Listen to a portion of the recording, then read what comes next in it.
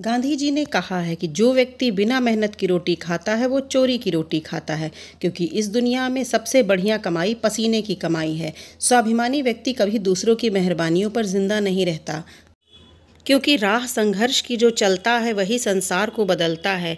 जिसने रातों से जंग जीती है सूर्य बनकर वही चमकता है। आप सबसे पहले अपना खुद का एनालिसिस करिए, खुद के बारे में देखिए, आंकिए खुद को कि आप में ऐसी कौन सी सबसे अच्छी चीज़ है जो आप अपने कैरियर के रूप में चुन सकते हैं।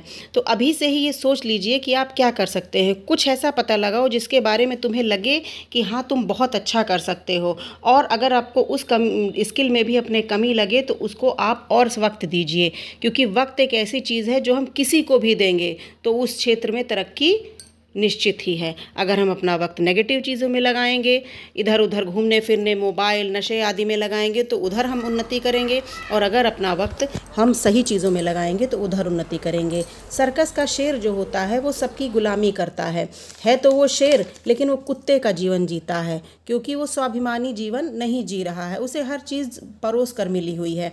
धूप, बारिश, भूख, किसी भी चीज़ के लिए उसे कभी कोई मुश्किल का सामना नहीं करना पड़ता। लेकिन इन सब फ्री की चीज़ों को पाने के लिए जानते हैं सबसे बड़ी कीमत क्या चुका रहा है? वो जो एक जंगल का राजा बन के भगवान ने उसे पैदा किया, वो एक गुलाम की ज़िंदगी बिता रहा है। उसी जगह जो कोई जंगल का राजा शेर है वो अपनी ताकत के बल पर जीता है और अपना शिकार खुद करता है, और जंगल के सभी जानवर उसे उसके रुतबे और पावर के बल पर राजा मानते हैं।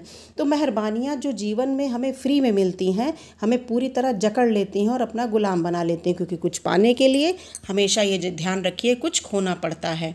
राजा बन के रहना है तो आपको अपनी विल पावर खुद पहचाननी होगी, खुद आगे बढ़ना होगा, अपना संघर्ष खुद सामना करके आगे जीवन में ले जाना होगा। सकल पदार्थ एहि जग माही, कर्महीन नर पावत नाही। तुलसीदास जी ने बहुत सही बातें की है कि कर्महीन के लिए इस दुनिया में कुछ भी नहीं है, यानी इस संसार में सब कुछ है जो तुम्हें चाहिए, लेकिन जो व्यक्ति कर्म नहीं करता उसके लिए कुछ भी नहीं है। और अगर तूने कर्म नहीं किया मानव, तो तेरा जीना बेकार है। कुदरत ने वो तुझे सब कुछ दिया है जो तुझे चाहिए और जो तू चाहता है। कुदरत ये कहती है कि जो तुझे चाहिए मुझसे ले ले, तेरी ज़रूरत की हर चीज़ मेरे पास है, मौजूद है मेरे पास।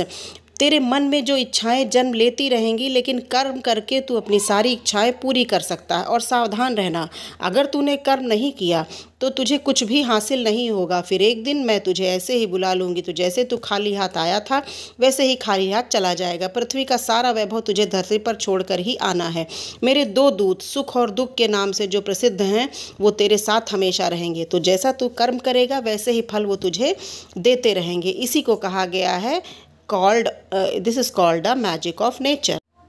और अगर तुझे लगता है कि तुम कुछ नहीं कर पा रहे हो, तो कोई भी एक अपने आप में आप सोचिए आप अच्छे से अच्छा क्या कर सकते हैं, और उस अपनी आदत को और डेवलप करिए और बार बार उसकी प्रैक्टिस करिए, क्योंकि जिस काम को आप बार बार रिपीटिशन में करते हो उस काम को करने की गति आपकी हर बार नई तरीके से बढ़ जाती है। बस कंडीशन ये है कि बार बार लगातार आपको वो काम डेली बेसिस पर करना पड़ेगा, बिना कोई गैप किए। मीन्स किसी भी काम को कंसिस्टेंसी में अगर आप प्रैक्टिस करते हैं तो आप उस क्षेत्र के विनर बन जाएंगे। आपको इस क्षेत्र के विनर बनने से कोई भी रोक नहीं सकता, क्योंकि विनर दुनिया के सामने तो सिर्फ एक बार प्रदर्शन करता है, लेकिन जीत तो वो अकेले में कई बार चुका होता है। जब वो प्रैक्टिस कर रहा होता है तो दुनिया के सामने से पहले वो अपने आप में कई बार प्रैक्टिस में जीत चुका होता है।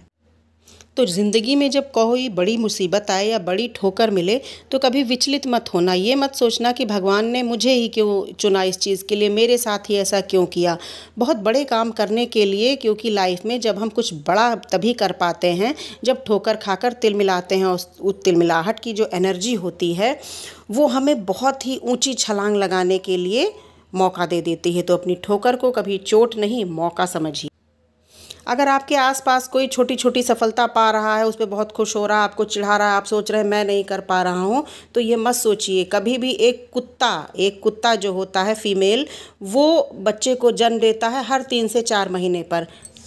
वहीं एक हाथिनी जब अपने बच्चे को जन्म देती है तो वो एक लंबी अवधि का सामना करती है। इसी तरह आप खुद सोचिए, छोटे छोटे काम करने वाले हो सकता है छोटी छोटी सक्सेस पा लेते हैं, लेकिन आपको एक हाथी का रूप धारण करना है, आपको एक बहुत बड़ी छलांग मारनी है, बहुत बड़ी सक्सेस लेनी है। तो हो सकता है इसके लिए टाइम लग जाए, तो धैर्य रखिए और अपने काम को लगातार करते रहिए।